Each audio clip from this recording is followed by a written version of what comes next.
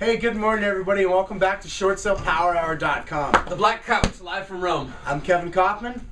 I'm Fred Weaver. We're Group 4610, Arizona's premier short sale team. Today we're actually traveling to Sorrento, Kevin. Yes, we are. We're heading to the island of Capri. Yes. Can't wait to see Capri. Yeah, but anyway, we're with Group 4610, Arizona's premier short sale I already team. said that. You're watching Short Sale Power Hour. Said that part too. And we're going to talk about a story. YouForgot.com. And we're going to talk to you about a story today. Our buddy Raymond McCray. Raymond McCray from EMC Mortgage. So yesterday, if you missed yesterday's episode, just go back and watch it because we're talking around bank counter offers, legitimate and illegitimate ones. And Ray happens to fall in the illegitimate category. Yeah, belligerent too. Belligerent category as well. We're on the phone. Understand this guy, Raymond McCray. He's not the biggest fan of Group 4610. Seems to be the central theme there at anything that falls under the JP Morgan Chase umbrella. And for whatever reason, Raymond doesn't like us, but that's okay. And we finally overcome that. And we're on the phone with Raymond one day, and we're talking about a counteroffer on a particular file that we know for sure what the BPO value is. And it is dead on with our offer.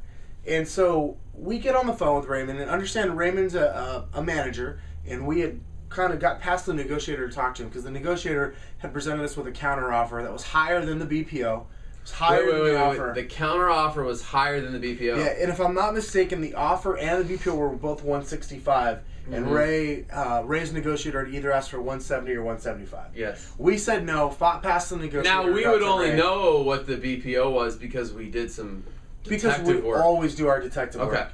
So we got to Ray, and Ray explained to us, he finally admitted after some going back and forth that he was just counter-offering to counter-offer. He admitted that we knew what the BPO value was and that the BPO value was right in line with our offer, completely approvable under their guidelines, if you will.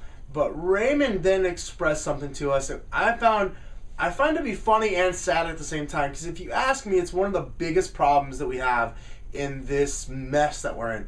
Ray actually said, I instruct all of my negotiators to counteroffer every single deal no matter what, whether it's at, above, or below the BPO value. Wait, so they're going to counteroffer us even if we've got an offer that is at or above. Yeah, and now his rationale, if you will, behind this was that Ray said, well, I'm just trying to get every penny I possibly can for my investor. So a collection counteroffer. There you go. So you guys, I hope you heard that theme. I'm going to counteroffer no matter what. Now, guys, realistically, that's stupidity at its worst. That is greed at its worst. That is the mindset and that lack thinking that got the banks to where they're at today. Lack thinking, I like that. Yeah, absolutely. It is lack thinking. It's a lack thinking by the employee, it's lack thinking by the management, and it's lack thinking, honestly, the biggest slap on the hand goes to Ray's supervisors for allowing somebody with that mindset to be in that position. Well, let's explain why we feel that way, because here's my honest opinion on things. Having been in the trenches and done several hundred short sales, taught several hundred, or actually several thousand at this point, real estate agents across the country. Probably 5,000 by now.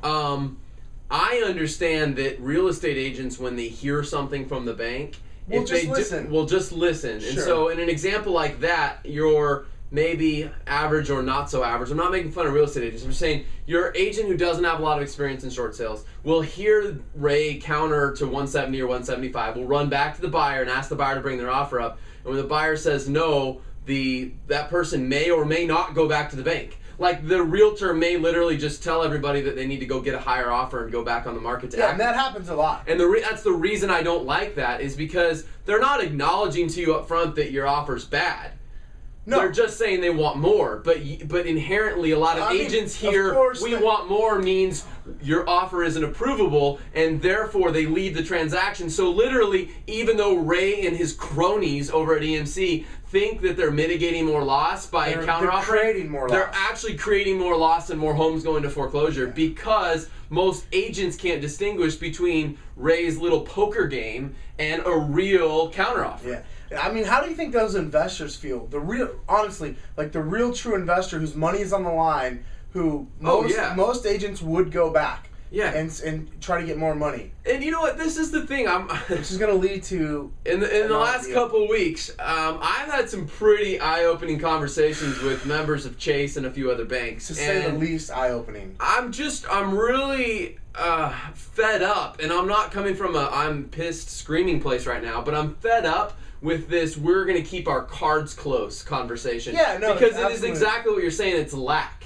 Yeah. If we all just opened our cards up and said, here's my offer, here's the HUD, here's the BPO value. Here's what I don't get. How can we all make these numbers work? And you know what? Which is what they do on an REO, by the way. Absolutely what they do. That's exactly what they do on an REO. So the listing agent knows what the bank thinks the house is worth. Yes. And everybody's looking at the same data. Now, granted, again in REO, the final decision's with the bank. Yeah. And I'm okay with that. The final okay is with the bank on the short sale too. But why not work together, guys? Like, what's with this?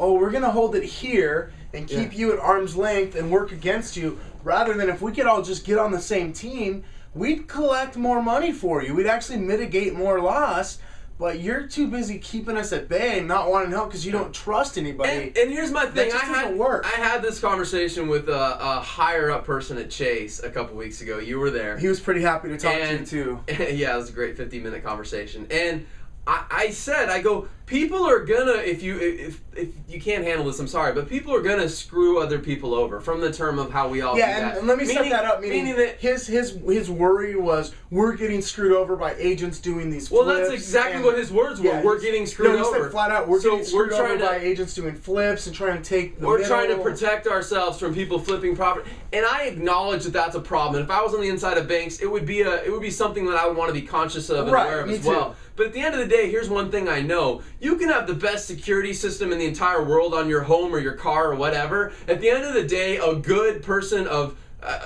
a good burglar, if you will, or a good person of no values. Skilled would be even better use of a word rather than good. A skilled person who's just out to harm other people is always going to be ahead of the competition when it comes to that. So I'm not saying that we should just all lay down and let people walk over us. I understand you need policies and procedures in place and all that.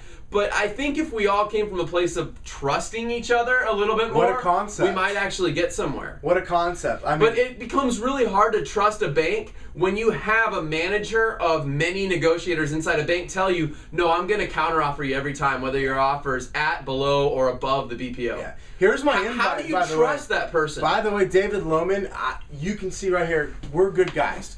We're not here, we're not trying to scare you, we're not trying to threaten you or anybody that works for you. I do believe you have good intentions and you're trying to do the best thing for your bank. But I'm telling you that it's not working with what you're currently doing. So get together with us and let's get down on the same level and talk this out and get on the same page and, hey, here's a crazy idea. Let's mitigate more loss and get you out of this situation. We can do it, but working against each other isn't going to get it done. So my personal invite to you, Dave, fill out a contact us form here on this website and let me know how I can best contact you. Obviously, I've got your office number. I don't need that. Maybe give me your cell number or something. And let's get together on the phone and maybe set up a one-on-one meeting and let's just see how we can work together and make this thing work. So, and agents, tomorrow, come on back. We can give you some tips on how to overcome some of this craziness. All right, let's wrap it up. 1, 2, 3.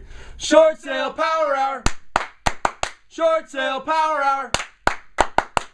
Crush it, Chase. Crush it.